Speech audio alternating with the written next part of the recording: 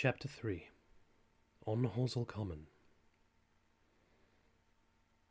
I found a little crowd of perhaps 20 people surrounding the huge hole in which the cylinder lay. I have already described the appearance of that colossal bulk embedded in the ground. The turf and gravel about it seemed charred, as if by a sudden explosion. No doubt its impact had caused a flash of fire. Henderson and Ogilvy were not there. I think they perceived that nothing was to be done for the present, and had gone away to breakfast at Henderson's house. There were 4 or 5 boys sitting on the edge of the pit, with their feet dangling, and amusing themselves until I stopped them by throwing stones at the giant mass.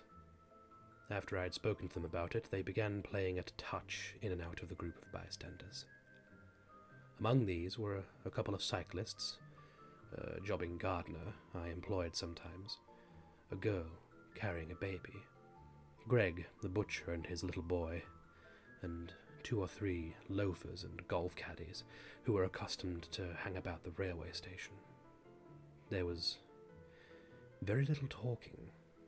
Few of the common people in England had anything but the vaguest astronomical ideas in those days. Most of them were staring quietly at the big table-like end of the cylinder, which was still as Ogilvy and Henderson had left it. I fancy the popular expectation of a heap of charred corpses was disappointed at this inanimate bulk. Some went away while I was there, and other people came. I clambered into the pit and fancied I heard a faint movement under my feet. The top had certainly ceased to rotate. It was only when I got thus close to it that the strangeness of this object was at all evident to me. At the first glance, it was really no more exciting than an overturned carriage or a tree blown across the road. Not so much so, indeed. It looked like a rusty gas float. It required a certain amount of scientific education to perceive that the grey scale of the thing was no common oxide, that the yellowish-white metal that gleamed in the crack between the lid and the cylinder had an unfamiliar hue. Extraterrestrial had no meaning for most of the onlookers. At that time it was quite clear in my own mind that the thing had come from the planet Mars, but I judged it improbable that it contained any living creature. I thought the unscrewing might be automatic. In spite of Ogilvy, I still believed there were men in Mars. My mind ran fancifully on the possibilities of its containing manuscript, on the difficulties in translation that might arise, whether we should find coins and models in it, and so forth. Yet it was a little too large for assurance on this idea. I felt an impatience to see it opened. About 11, as nothing seemed happening, I walked back, full of such thought, to my home in Maybury. But I found it difficult to get to work upon my abstract investigations. In the afternoon, the appearance of the common had altered very much. The early editions of the evening papers had startled London with enormous headlines. A message received from Mars, remarkable story from Woking, and so forth. In addition, Ogilvy's wire to the Astronomical Exchange had aroused every observatory in the 3 kingdoms. There were 6 flies or more from the Woking station standing in the road by the sand pits, a basket chase from Chobham, and a rather lordly carriage. Besides that, there was quite a heap of bicycles.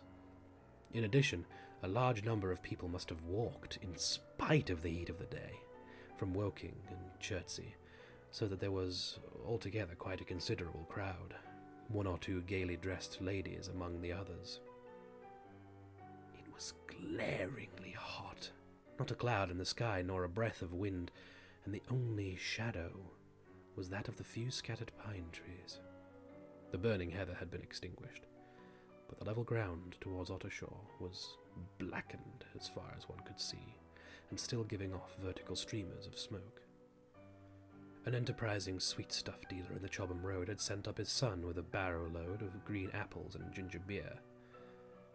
Going to the edge of the pit, I found it occupied by a group of about half a dozen men. Henderson, Ogilvy, and a tall, fair-haired man that I afterwards learned was Stent, the Astronomer Royal, with several workmen wielding spades and pickaxes. Stent was giving directions in a clear, high-pitched voice. He was standing on the cylinder, which was now evidently much cooler. His face was crimson and streaming with perspiration, and something seemed to have irritated him. A large portion of the cylinder had been uncovered, though its lower end was still embedded. As soon as Ogilvy saw me among the staring crowd on the edge of the pit, he called me to come down and asked me if I would mind going over to see Lord Hilton, the lord of the manor. The growing crowd, he said, was becoming a serious impediment to their excavations, especially the boys. They wanted a light railing put up and help to keep the people back. He told me that a faint stirring was occasionally still audible within the case, but that the workmen had failed to unscrew the top, as it afforded no grip to them. The case appeared to be enormously thick, and it was possible that the faint sounds we heard represented a noisy tumult in the interior. I was very glad to do as he asked, and so become one of the privileged spectators within the contemplated enclosure.